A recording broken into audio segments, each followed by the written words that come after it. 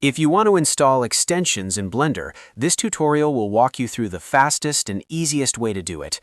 Whether you're looking for modeling tools, animation add-ons, or other useful extensions, Blender now makes the process much simpler through its built-in extension system. By the end of this video, you'll know how to browse online extensions, enable online access, install an extension in just a few clicks, and also install a local file from disk if you already downloaded one. If this video helps, please hit that like button and subscribe for more Blender tutorials. All right, let's jump right in. First, open Blender on your computer. Once Blender is open, go to the top menu and click Edit. Then choose Preferences. This is where Blender stores all of its main settings, including add-ons, themes, input preferences, and now extensions. The Preferences window is the control center for customizing Blender to fit your workflow.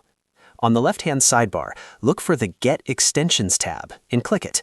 This is Blender's centralized extension store where you can search for new tools, browse different categories, and install useful features directly from the internet without having to manually manage every file yourself. It's designed to make the whole process much smoother, especially for beginners who want to extend Blender quickly and safely. If Blender prompts you to allow online access, click Allow Online Access. This step connects your Blender application to the official extensions repository. Without this connection, Blender won't be able to browse or download online tools. If you see a permission prompt, go ahead and approve it so you can continue. Once online access is enabled, use the search bar to look for the exact extension you want. You can type in a name if you already know it, or you can browse through categories like modeling, animation, or other sections depending on what kind of tool you need. This makes it much easier to find extensions that match your project. When you find the extension you want, click the Install button next to its name. In most cases, Blender will download the extension, install it, and enable it automatically in one step. That means you do not need to manually extract files or go through extra setup steps. Just install it, and it should be ready to use right away. After installation, it's a good idea to check that the extension is active and working properly. Some tools may add new panels, menus, or options depending on what they do, so take a moment to explore where the extension appears inside Blender. If needed, you can always go back into Preferences to manage or remove it later. Now, if you already have a local extension file, such as a .zip file from a third-party website, you can install it manually too.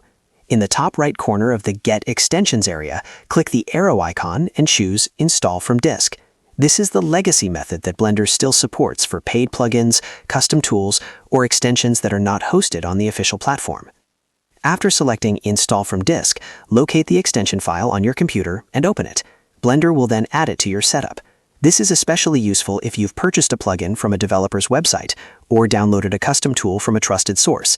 Just make sure you only install files from sources you trust to keep your system safe. And that's it. You now know how to install extensions in Blender using both the official online store and the local file method.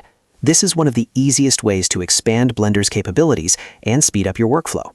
If this video helped you, please remember to like, subscribe, and turn on notifications for more Blender tutorials. Thanks for watching, and I'll see you in the next one.